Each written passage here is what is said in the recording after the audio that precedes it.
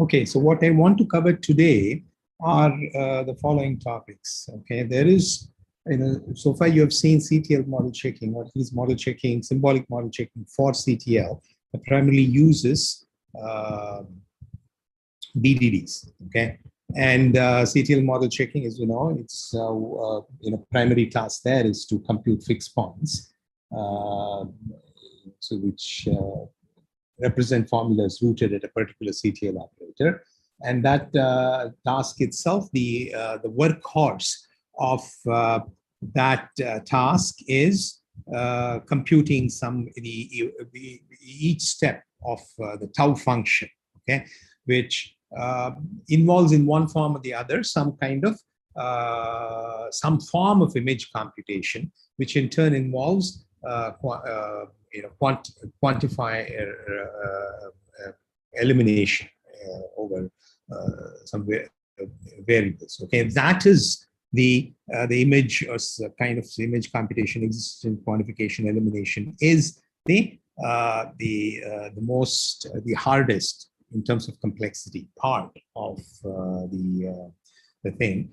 And when you represent things as BDDs, any operation on the BDDs, including existential quantification elimination, can be done at least in polynomial time on the size of the BDD. Now, so doing that operation is not expensive time complexity wise, but of course the intermediate representation, the function that you get, which at each point in the iteration can be a function that you may not be able to represent in a compact fashion, depending upon the nature of the function. But existential quantification elimination, doing it on BDD, is is not very bad. But so here the next thing what we're going to be seeing is a way of using a SAT solver for doing model checking. See, when you use SAT solvers, as you already know, the representation for formula is the conjunctive CNF, conjunctive normal form.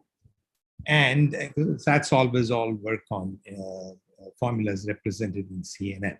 So you could use the same, you could do model checking using SAT solvers using the same method as what you saw for CTL model checking with BDDs, by doing the same thing, the tau iteration, using SAT solvers. Okay, and you can eliminate do existential quantification over formulas. And of course, the problem is if you want to eliminate this quantifiers and still represent them in CNF form, the size of the number of clauses in the CNF will increase exponentially, okay? Because every variable elimination over existential quantification introduces kind of an OR over things, okay? And that explodes. And therefore, implementing that existential quantification elimination, image computation, will not scale when you use SAT solvers. But SAT solving is quite efficient, whereas BDDs, you have to limit the number of variables to keep the size of the BDDs under control. That is what is the limiting factor there. The breakthroughs in SAT model checking that have happened since 2001 and the various heuristics that have been developed are such that the SAT solving, Boolean satisfiability, has scaled up to millions of variables. I mean, you can have things which have millions of variables and still are able to do SAT solving, and even tens of millions of variables. It is able to scale. Therefore, the idea, behind actually most symbolic model checking methods that are used in tools they use these days are SAT-based model checking, although they do have BDD, and sometimes they mix the two things. So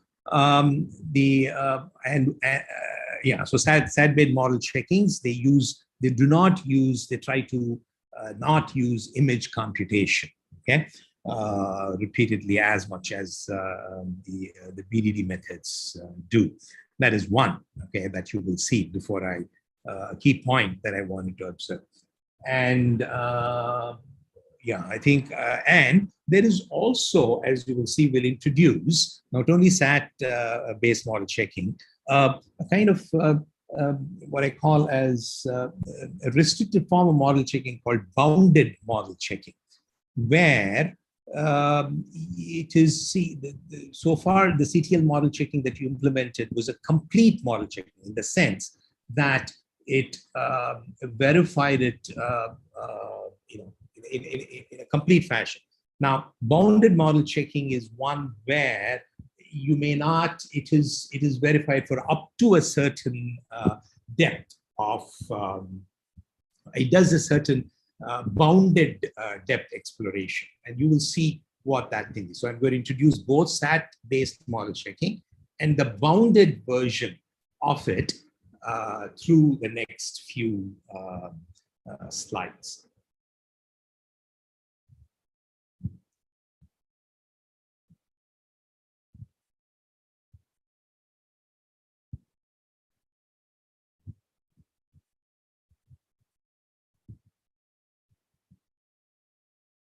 So the key ideas we saw last time in the last lecture, that every counterexample to CTL or even for LTL, finite state systems, are lasso shaped.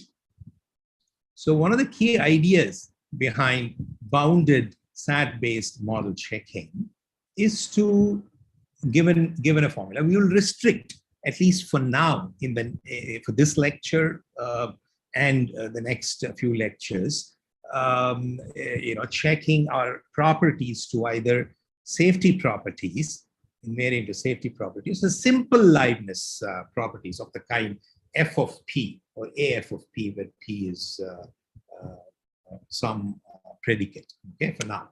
Okay. So suppose you want to prove G of P or AG of P, which is a invariant property, a safety property. You know that the counterexample to that is of the kind not of G of P is F of P. So a counterexample to that is some path from the from an initial state, where at some point in some state, not of P holds. Correct? So a counterexample. So the key idea in SAT-based model checking is if you could enumerate, okay, these counterexamples, longer and incrementally larger and larger counterexamples using SAT solver, then at some point you will either find a counterexample, then you would have disproved it, established the safety, or maybe you will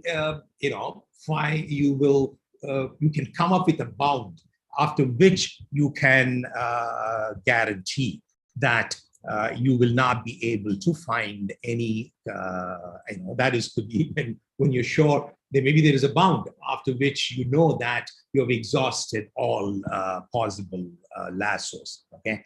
How you find that bound is another issue, but that is the idea of one of the key ideas, okay?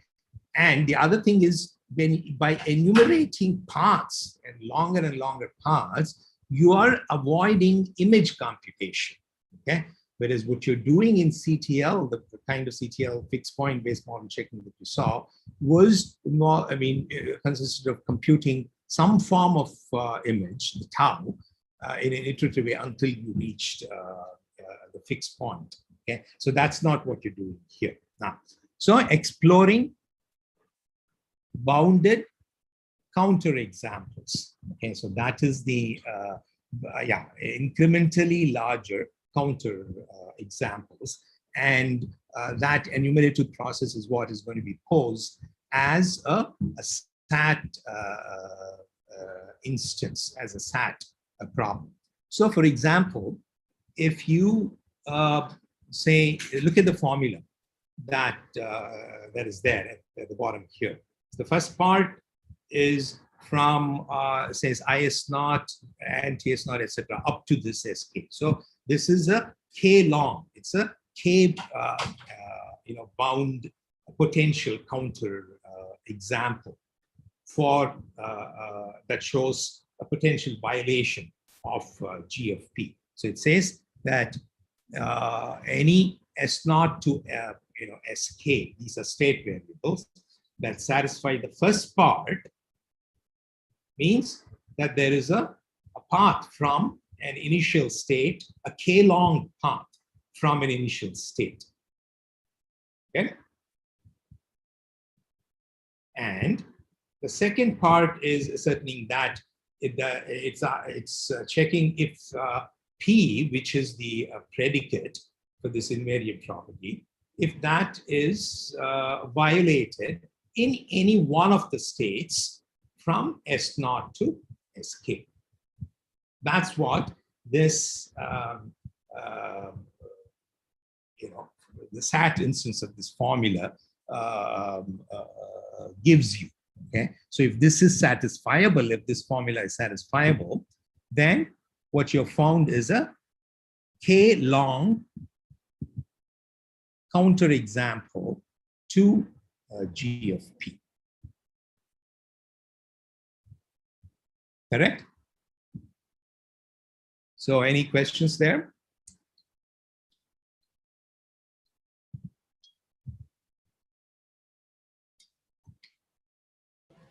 So like here we could have stopped when we like found the first note of P, right?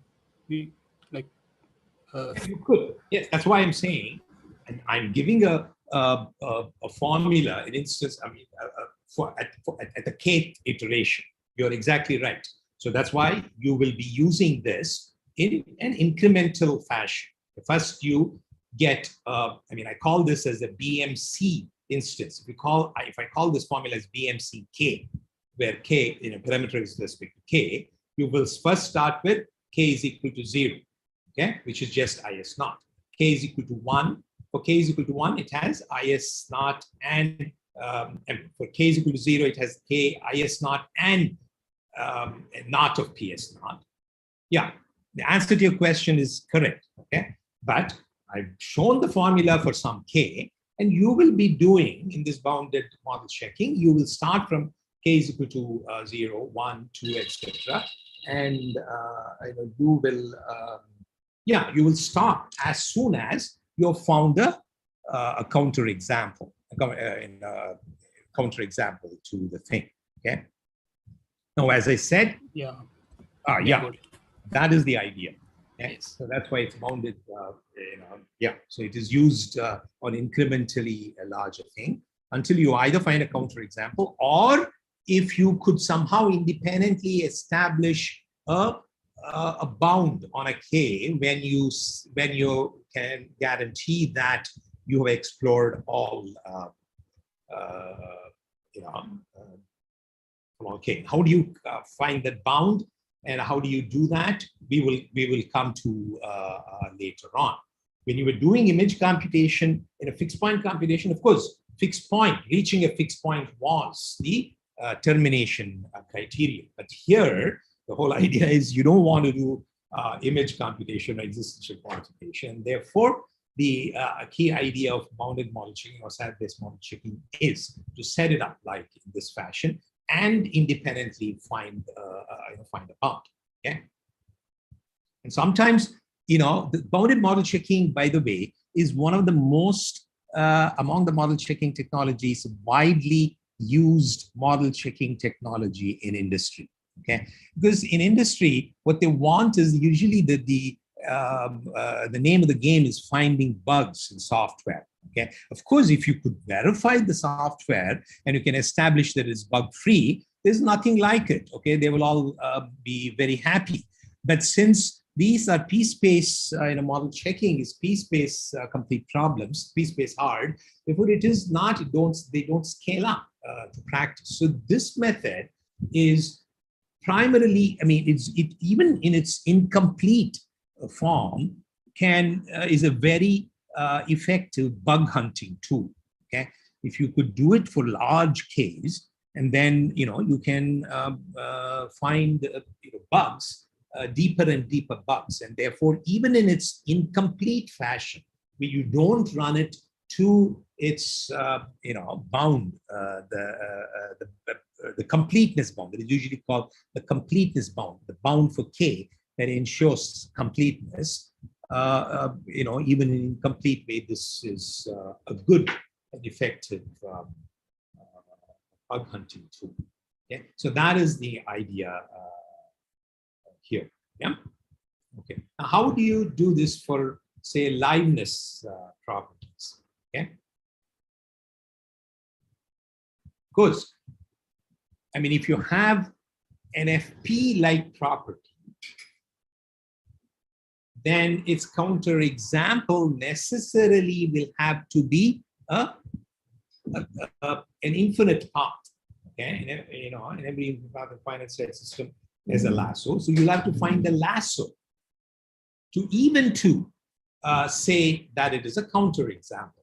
It's a counterexample of a particular size will be a lasso of that size. And therefore, what you have to, the formula that you will have to do is a lasso, the size of the lasso here I consider as this is K long. Okay, it's the first instance at which K, at which a state repeats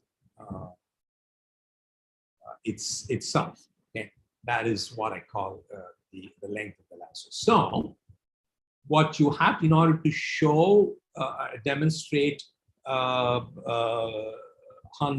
witness, the counterexample witness for a liveness, simple liveness. Simple liveness means P is a predicate. Okay.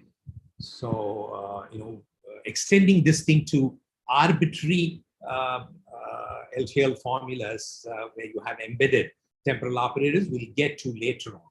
Okay. Here, we'll restrict ourselves, as I told you, for mostly safety properties and simple liveness properties. Now, here, so it is not enough to just generate a path. What you will have to do is you will also have to check. A violation of F of P is established only when you find, a lasso in which every state, not of P is true. Okay? And you find that you have continuously not of P being true, and the path has lasso. Then you know that you have found an infinite path in which P never eventually holds good. Okay. So how do you model this as a SAT instance? So of course you will have the path part thing. So the first part says that S naught through SK, the sequence of states form a path, a legal execution path in the model. And the lasso that it has lassoed can be expressed by a pairwise disjunction of the states, pairwise disjunction of pairs of states from if checks if SK is equal to S, any one of the preceding states. Then there is a lasso, because it could lasso either to itself or to one state earlier that you saw earlier, two states, and all the way to S naught. And that's what the second component of this this part says. Okay, that if that check succeeds, then it is you have found a lasso at kth point. And you want every state in that lasso to have P violated, that is not P being true. So if you have found this is exactly the satisfying instance of this, will give you a lasso-shaped infinite path in which is a counterexample to f of P. Correct? Okay. Any questions here?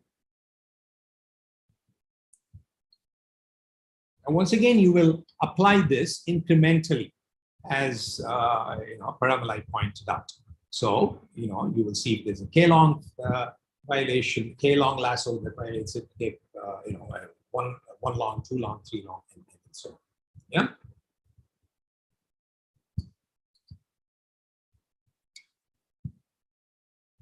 And you see that this way of doing, it also gives you kind of the shortest path, at least for G of P and F of P, okay? Shortest counterexample. So I'd raised this question about how do you find counterexamples, the thing, and I when we were discussing for a witness for EG of P, and I said, well, if you don't care about finding shortest counterexamples, then you could kind of enumerate it.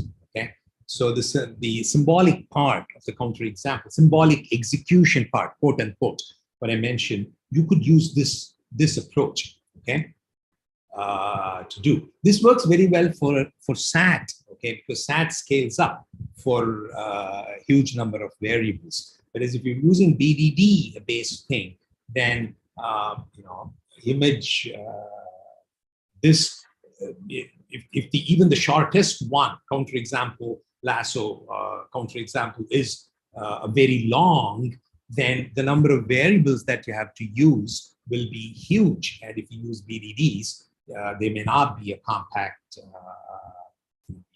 Nonetheless, but this is the idea of bounded SAT model checking. And here, if there is some bound that you can establish, either precise or a loose bound, for a given transition system, bound on the largest lassos that is ever possible. How you compute that is a challenging thing and a non-trivial problem. Okay, then you run it up to that point, and maybe you can stop your exploration at that point. Okay, so that is the idea. So any questions?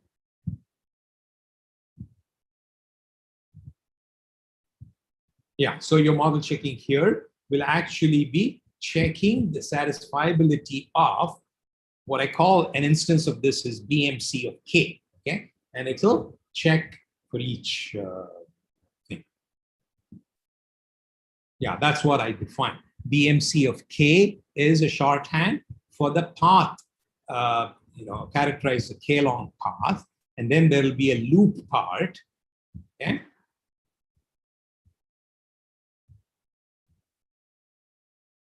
That defines a lasso, and that is the formula that you do. So let's get to this thing a bit later on. Okay. So, and this is how bounded SAT-based model checking flowchart looks like. Okay. You build a BMC formula for bound K, starting with K is equal to 0. You check if the formula is satisfiable by shipping it off to a SAT solver.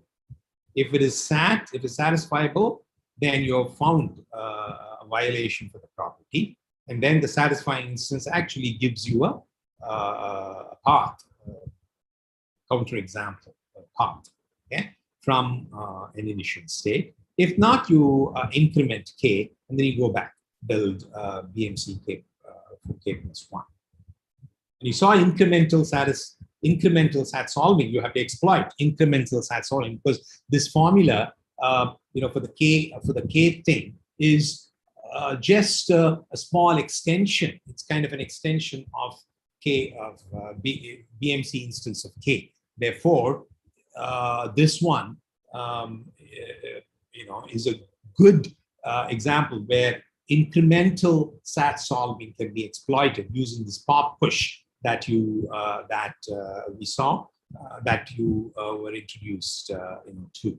So although this involves SAT, it's not a single SAT call. It will involve several SAT calls. Okay?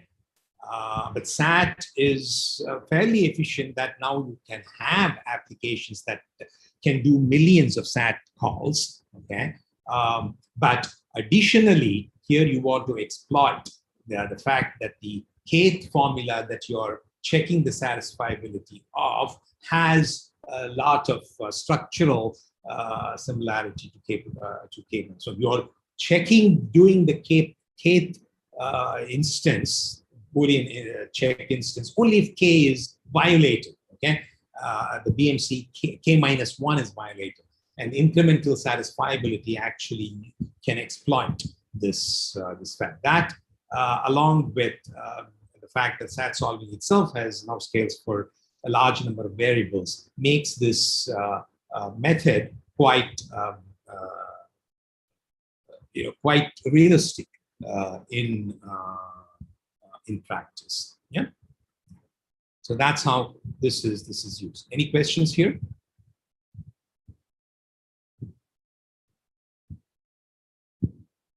No. Okay. Yeah, I assume it's clear. Okay. So now I want to just take. I'm going to today discuss one way of completing this. I've already given you an idea of one way to complete it. Okay, which is to find a bound. A bound, completeness bound. Okay. So what I've not shown here is like this. So you can actually have, there was another flow chart.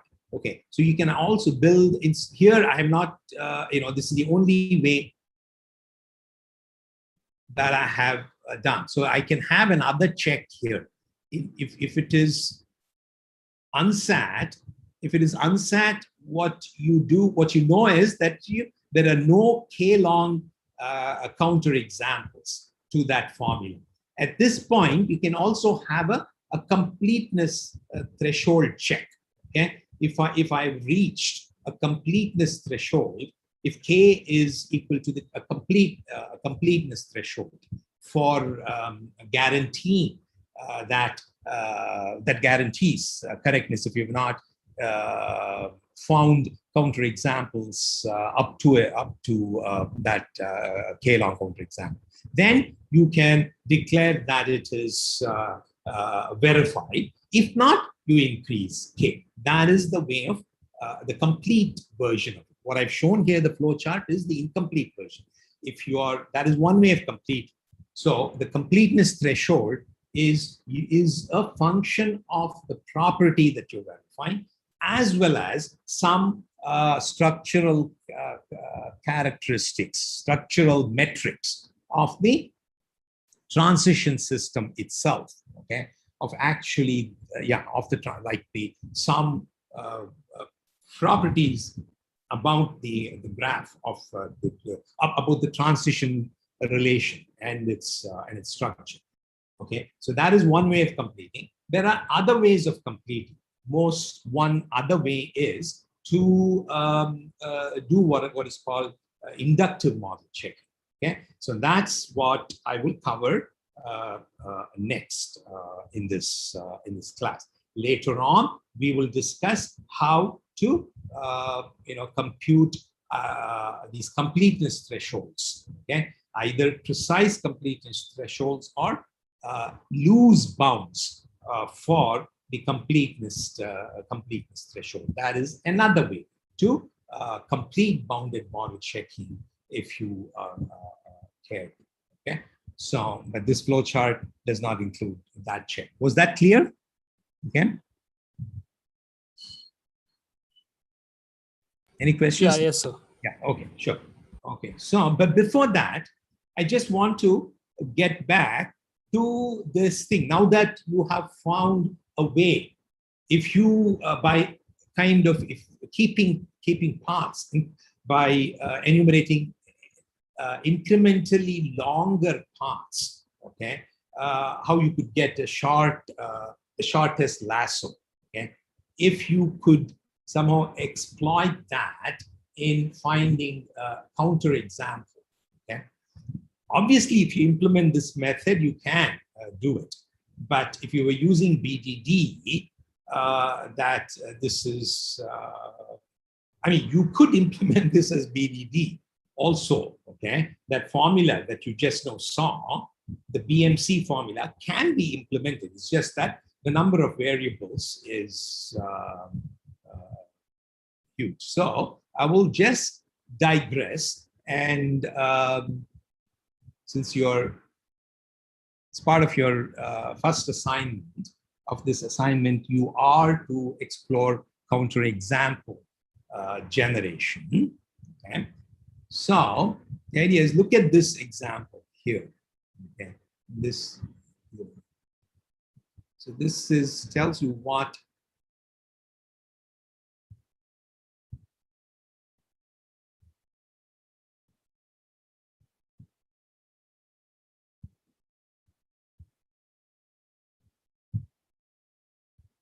no, this is the counter. This is the one. And this is big enough. You can see that now. I don't have to go to a full view, do I?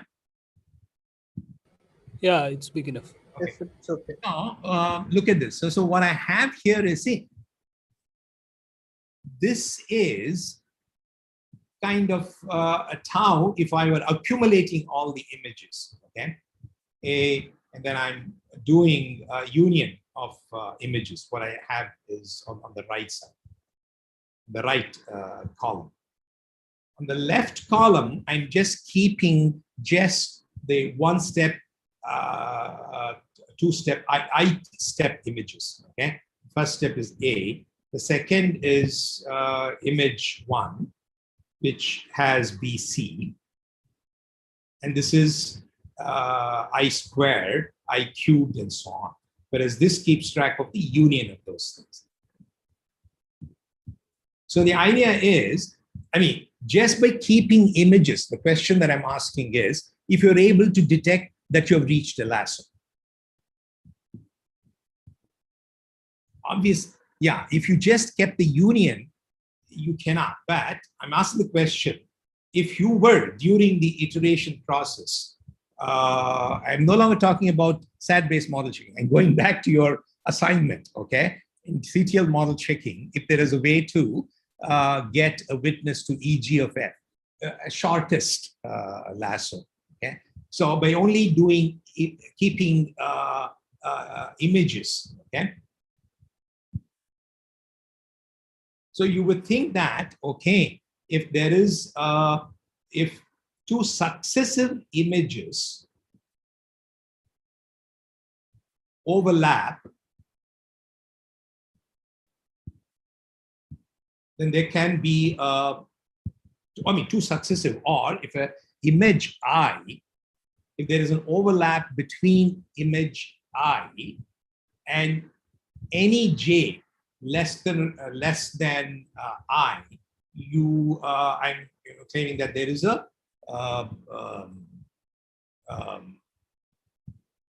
that is certainly necessary for there to be a loop, correct? For that to lasso. Yes. Is that?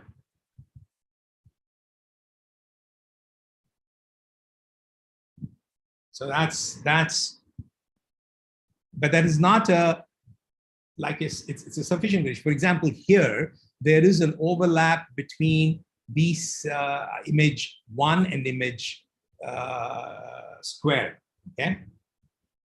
Did you say you meant overlap, not identical? Not identical, I just said overlap. Yeah, there is, intersection is non-empty, is what I'm saying. If there is Or a we could lasso, check with the oh yeah, please continue. What? I could check with? No, with the, like the toe before that, we could intersection with the, like the predecessing toe and the image. Because the toe will have all the unions of the image, right? So Yeah, see, but the thing is, you think about it, that's actually not true. You can't, because see, once you throw away, even if you kept these images, once you throw, you see, the path information is lost when you do the union. Okay, so even if you do what I mean, what you're suggesting, so even what you're suggesting, that if there is an overlap between BC and what? ABC? No, CD and ABC. The one before and the image. Yeah. Because all The reason the is, images okay, in this until case, it will be there, right? well, in this case, because there is a self loop, it is true. But let's suppose that the self loop was not there. Self loop at Yes. C was not there. Then even Still then, we could, there will be a overlap between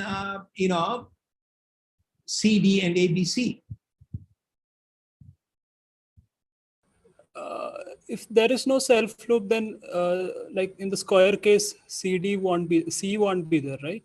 No, but there is an Only D will be overlap, there. I'm saying. But there is an overlap. Just because there is an overlap, it doesn't guarantee that there is, No. there is an overlap, but still there may not be a loop, is all I'm saying, okay? It is a necessary condition, but not a sufficient condition. Therefore, here, even if when you keep track of images, there is, if there was no self loop, then there would be an overlap between BC and CD, even in the image case. It's true for the tau thing also. But even though there is an overlap, you would not have had a lasso.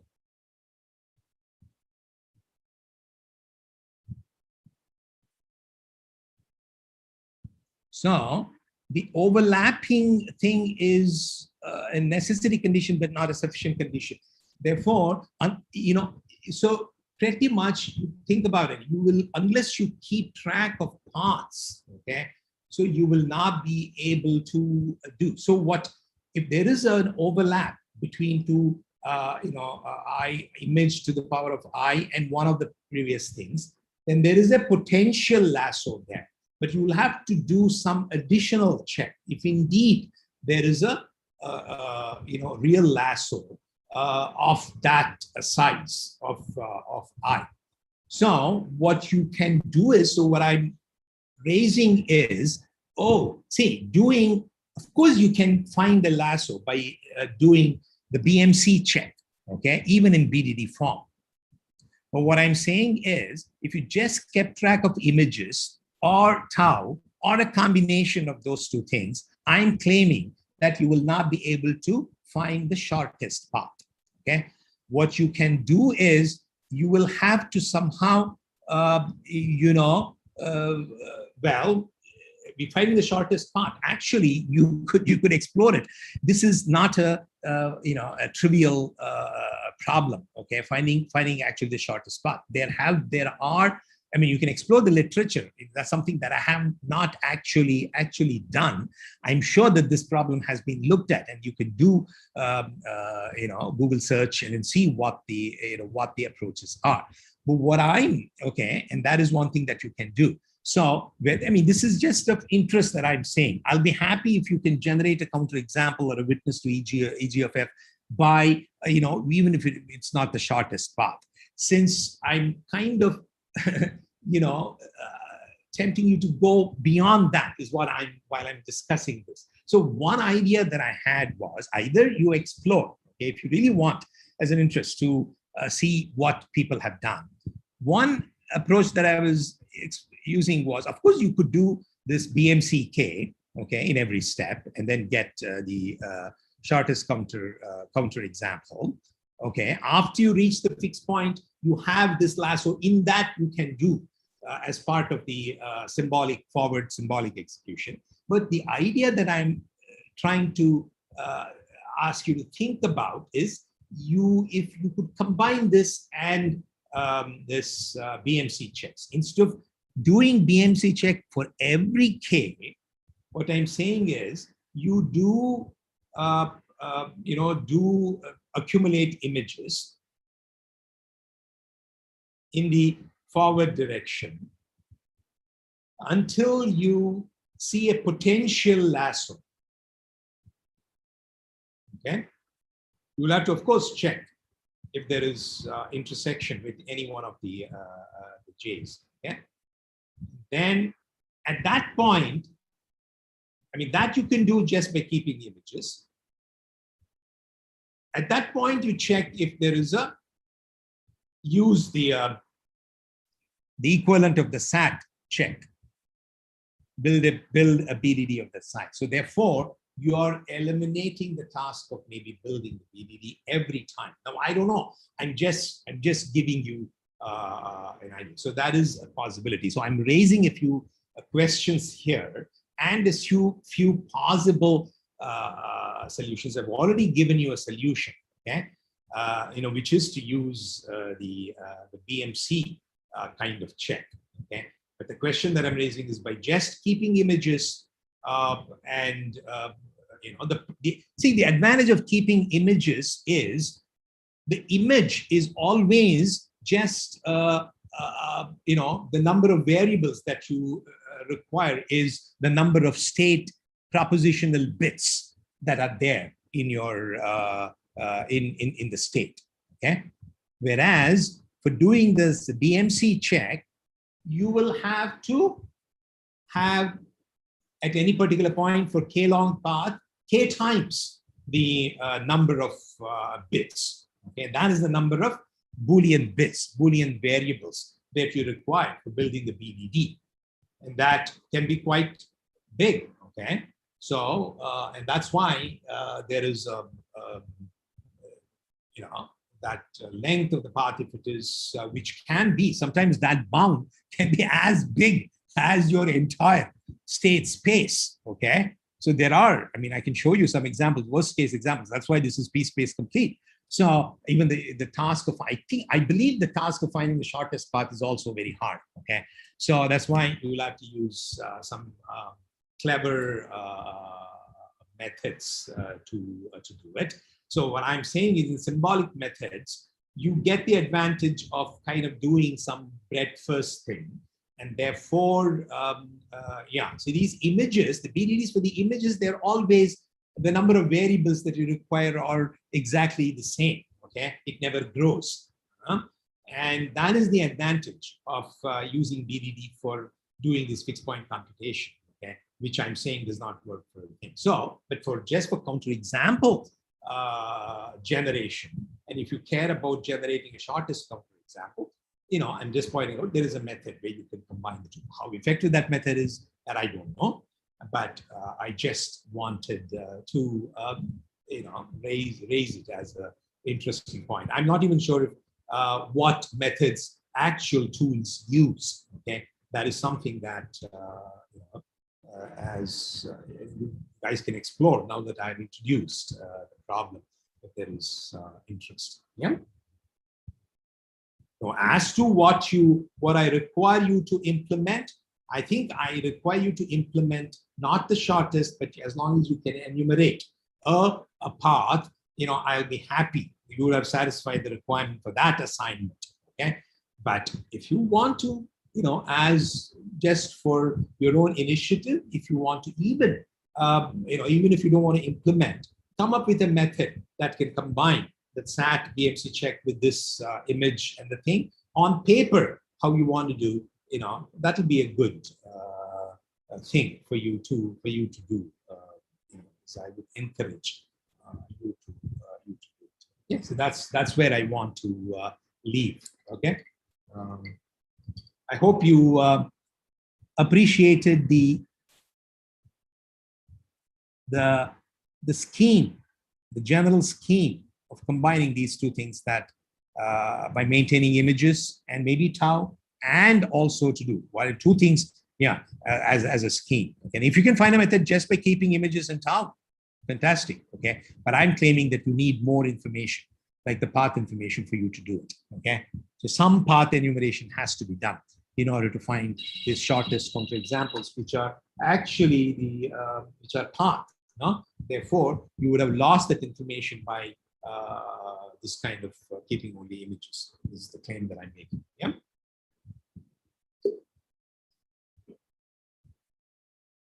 Okay, so any questions here? Can I move along?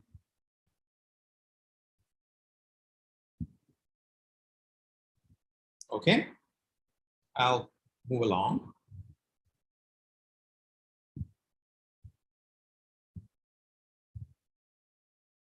So now I'm showing you what I call as inductive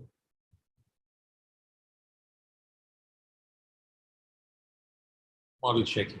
Okay, you can consider this as a method by itself, or yeah, I mean it is, or it certainly is a complete model checking method, SAT-based complete model checking method. Most inductive model checking methods are SAT-based, and it is one way to make BMC complete as well. Okay.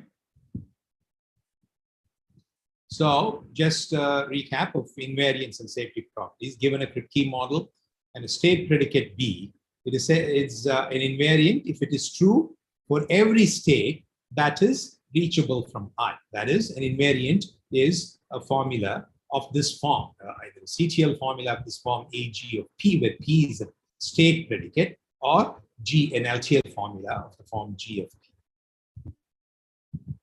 Safety property versus invariance. Invariants are a special kind of safety property.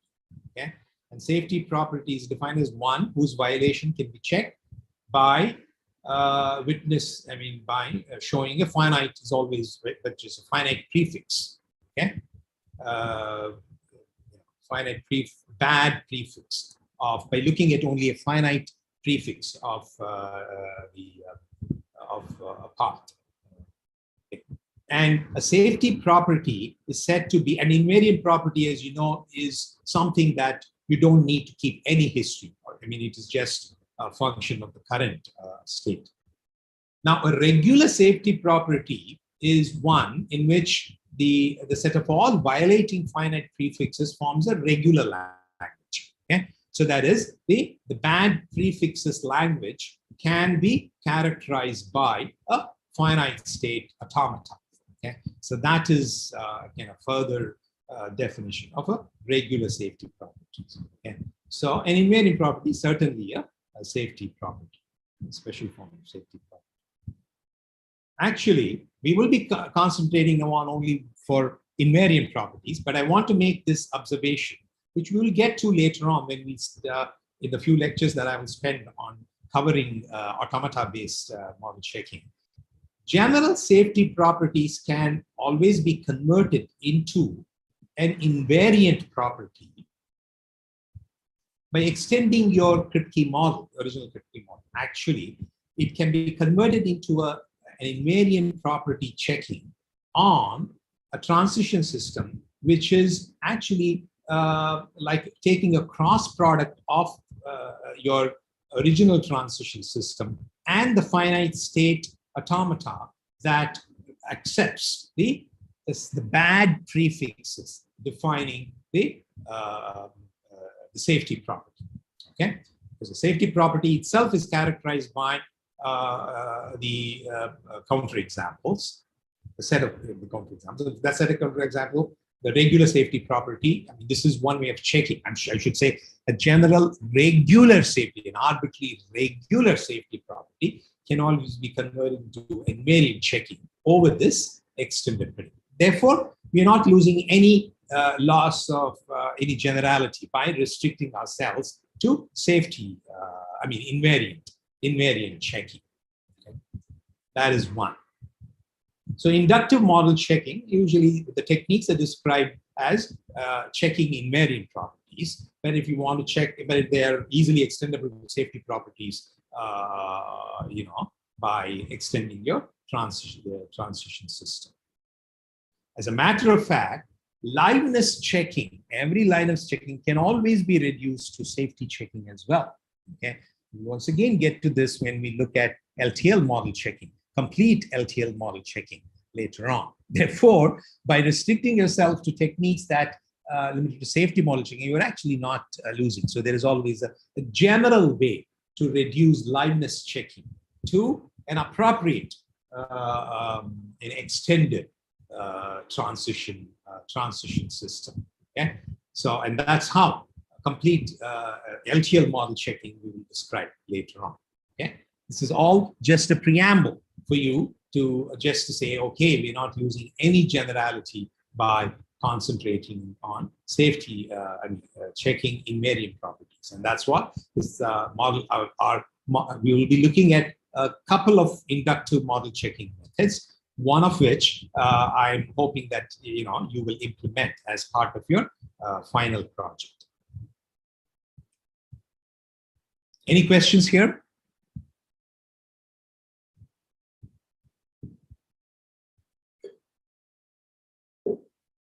Okay. So I'm going to introduce the notion of an inductive property. A property is a predicate over states. Okay, that is a set of states. A constraint, it defines a constraint on the set of states. That's what a property. A property, that's how I'm defining a property. Sorry, well, here I'm restricting myself to invariant properties. Okay, so invariant properties just it's specified by just a predicate. Okay. Now, an inductive, and that is that invariant property is said to be inductive if the following condition holds true. A property P, and this is a general notion for any property, where by property I mean a predicate over states. P is inductive for Kripke for a transition relation, which is part of the Kripke structure. The following conditions hold. For any two states, S1, S2 belong to S, property, if S1, if the predicate holds for S1, so saying property, just call it as predicate. Let me use predicate, inductive predicate. So predicate is said to be inductive if, assuming it satisfies, for every state, the state satisfies the predicate, that each of its successor state under this transition relation also satisfies P. Then we say P is inductive. Okay?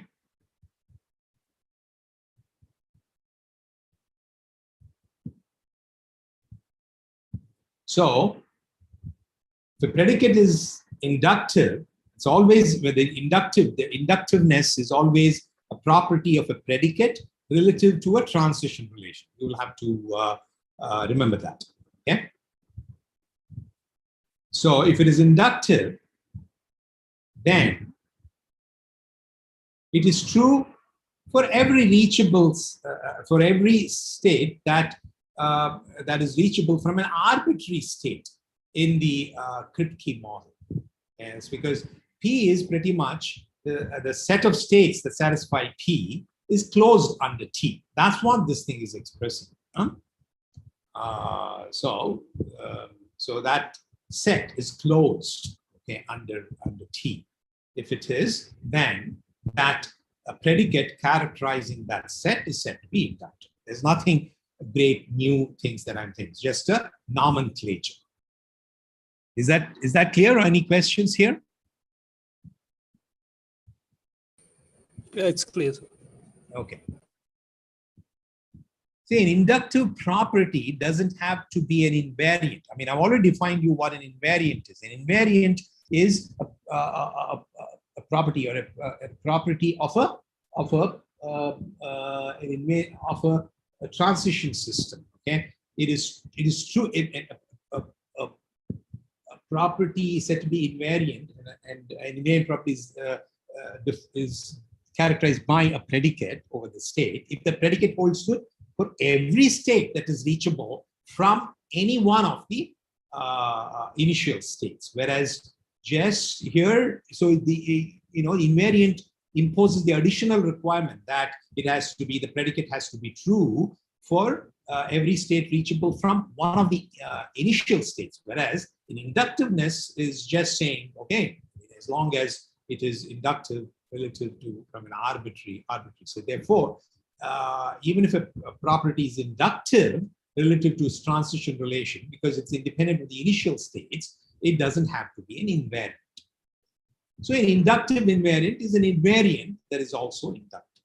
Okay, so that is how an inductive invariant is defined.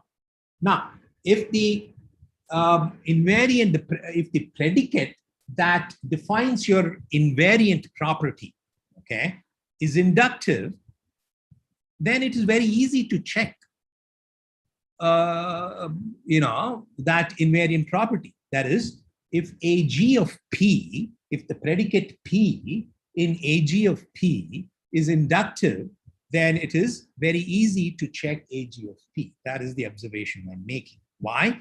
Because all you have to do is you have to do these two checks. Okay, that check if P is indeed inductive, and check if my initial state predicate implies P. If these two conditions are valid, then AG of P holds good with that. And these two are two simple checks. Two, very simple Boolean unsat checks. You take the negation of this, you have to prove these two are valid. If you take the negation of this and you, if that is unsat, then these two are valid. Simple, no? So you're not, so if it is, that is if it is inductive, okay? That is if your predicate is inductive. What if P is not inductive? So this is only holds if it is inductive. So if there is a way to, this is a way to check if it is inductive, but maybe most of the predicates that, most of the invariant properties that you want to check are based on, predicates that are not inductive. Okay, so this question is relevant. What do you do if P is not inductive? Then, what the inductive model checking method does is it'll ask this question: can I find another inductive? I mean, if P is not inductive, can I find an inductive invariant, another predicate P star, which is an inductive invariant, which is stronger than P, such that P star is equal to P. So that is the general, the key idea of inductive model checking. Yeah. So it is kind of doing model checking, but it checking invariant properties it uses the problem of checking invariant checking to one of searching for inductive invariants that are strong enough. They could be weak. I mean, strong enough to check the predicate. Okay. Either, there are some methods that actually, generate these kinds of inductive invariants that are strong enough to imply the property, or you can perform sufficient check using SAT solver that is strong enough to guarantee existence of an inductive invariant to prove P. So that is the idea of inductive model checking methods. Yeah.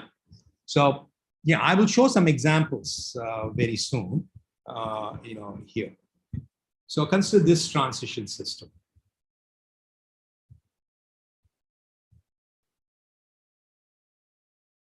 So when I say PQ, these are predicates. So if PQ is included, both P and if that state satisfies P and Q. Okay.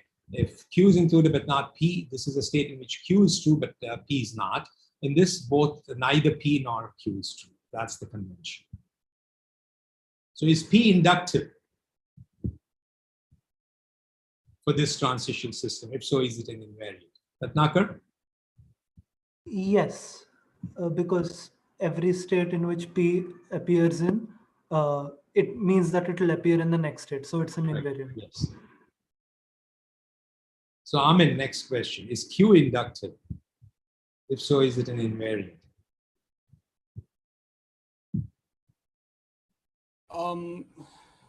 Q is not inductive, right? Because there is Right. like transition from 4 to 5. Correct. Where Yeah, in that's 4 correct. Q is. But is it an invariant? Yeah, it is an invariant because Correct. from Good. the start state. Yes. So, but because Q and states 4 and 5 are never reachable. Okay. So that's the catch. So now comes the question. So for Paramalai, what is an inductive invariant that is sufficiently strong to prove that Q is an inductive invariant? That Q is an invariant, I'm sorry. This inductive should not be. Q is obviously not inductive, but Q is an invariant.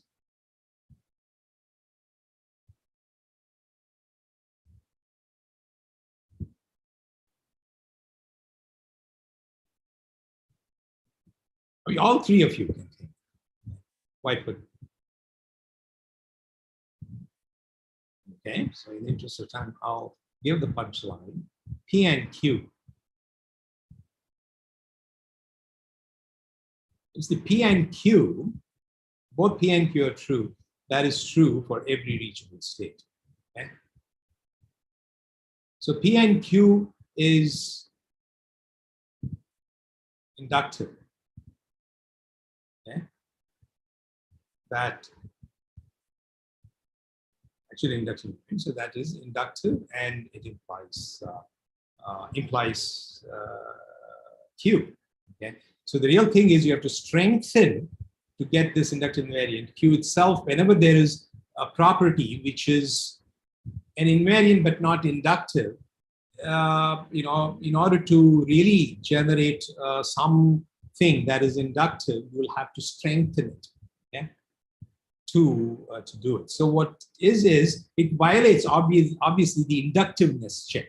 So the inductiveness check is this second condition. Okay. So in order to obviously it's not inductive Q in that case because it fails this inductiveness check. So but in order to find this P star, you will have to strengthen the induction hypothesis. That is kind of what this business is. Okay. So yeah. So the question is, see, the fixed point based model checking method that you saw is also, you could say that it is kind of doing it is in a very general sense. It's also inductive, search for inductive, because I mean, I will see why. Okay. It is not so, it's not the way I posed it, it is not the case, but you will see what the relationship is, unless you've already guessed. So here, before that, I'll say, what is the strongest inductive invariant for a Kripke model? See, the set of reachable states, okay, the set of all reachable states, the predicate, okay, that exactly contains, it contains all the reachable states and no more, okay? It means the least fixed point x hat of a tau z that you remember that we defined for computing the set of all reachable states. That's actually the strongest. That is inductive because it's a closure. Any fixed point is a closure.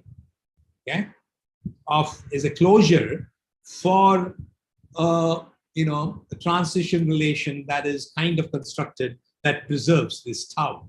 Tau is a function. Okay.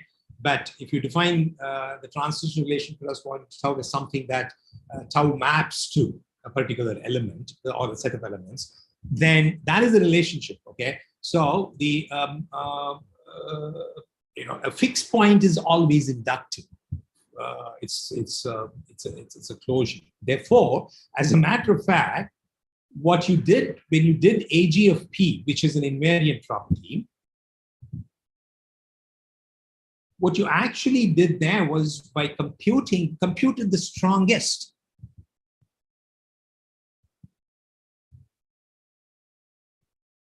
Inductive invariant that the strongest, or no? It is kind of the yes. Anyway, you are computing something. A fixed point is inductive, so that still.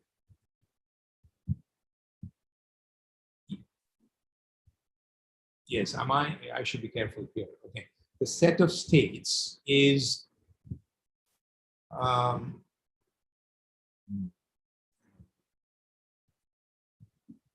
inductive. Is that yes? Yes, this is actually correct. Yes. Okay. Yes. P is the set of all states. How did you do this? So you kind of removed things. Okay. Yeah. So this is certainly, it is exactly contains those states, those states that satisfy P, and every state that is reachable from any one of those, any P state, is also inside P. Okay. So this one computed the strongest inductive invariant reachable from I, whereas this one is doing things from any. It's all the set of states, okay, which every reachable set, every reachable state from those states that are in the fixed point, also every successor states also satisfy P. Okay, so in some sense you are computing the strongest inductive thing, okay, in order to do this thing, and that is, in that sense, there is a relationship. But inductive model checking is a little bit more general than that. Why do you have to always look for, certainly if you can find the strongest, compute the strongest thing, that inductive invariant, then you are always, it always works. But you can also use, find maybe weaker invariants. Maybe your property, the predicate P may be such that will also permit some weaker inductive invariants, but still strong enough to prove the property. Now, can I not? And if it takes too long and too much resource for me to compute the strongest inductive invariant, which is what conventional fixed point based model checking method is doing, can I not search for find weaker inductive invariants that may work for the property at hand for P? So that is what this first method of inductive model checking that I will cover, which is called K induction. Okay, the method is called K induction, and here the input in this K induction is a model, okay, and a property, an invariant property, that is a predicate that defines the invariant property. And the goal is to check, I mean, I think I've not stated it properly. The goal is not to derive inductive invariance, but actually use SAT calls to to actually do some checks that guarantees existence of a P star. Okay, that is strong enough to prove the property. I will just end today's lecture by introducing to you a K inductive property. Okay, so and then we will look at K induction algorithm in the next class. The definition: a predicate is said to be K inductive for some K greater than 0. The following condition: P is one inductive if P is inductive as per your previous standard definition. P is K inductive for some K greater than 1 if it satisfies this. If you assume that for every state, for a sequence of states, I mean, if it is true for on a path, on a K long on a k long path, every state in a k long path starting from some state that satisfies P, and if you did one more step of T, then P would hold. Okay? So this is said to be K inductive. Okay? So if P is K inductive, of course, it would be K plus 1 inductive, inductive as well. Okay? So I'll just look at the example and visit this. So for example, here, as you know, P was inductive, correct? Q was not inductive, correct? So it is not. P is inductive, Q was not inductive. You already saw that. But Q is too inductive. Okay, for K is equal to 2. That's because if you assume that it is true in some state, and it is also true in the next state, then it is guaranteed to be true in the following state. Okay?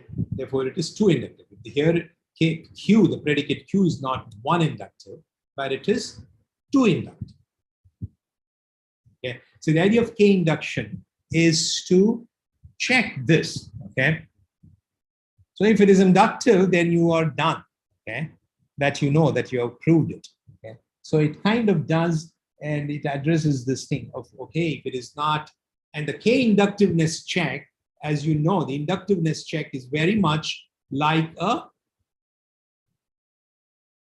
if you look at this, it's very much in the form of the BMC formula that you're doing.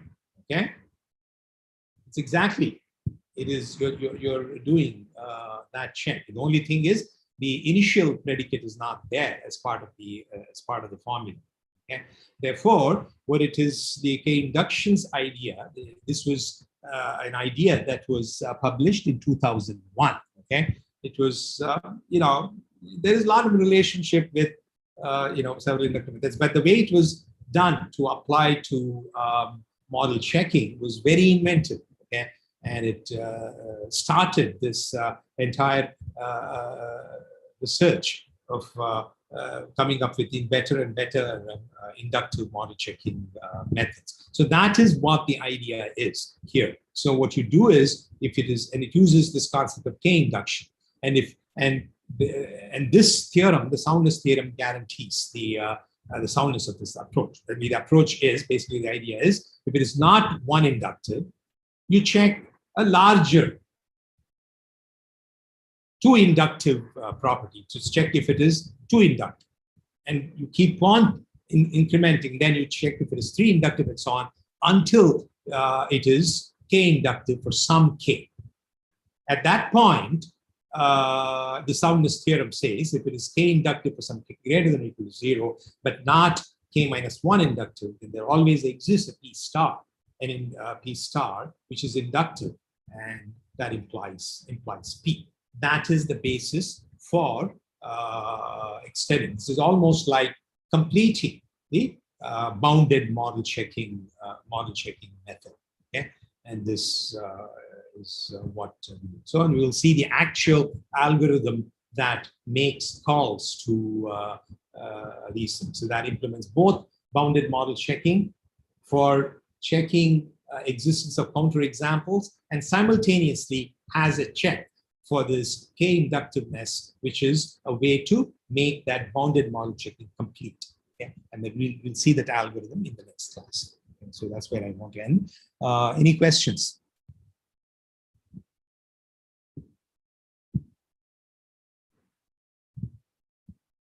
Okay, so there are no questions, then I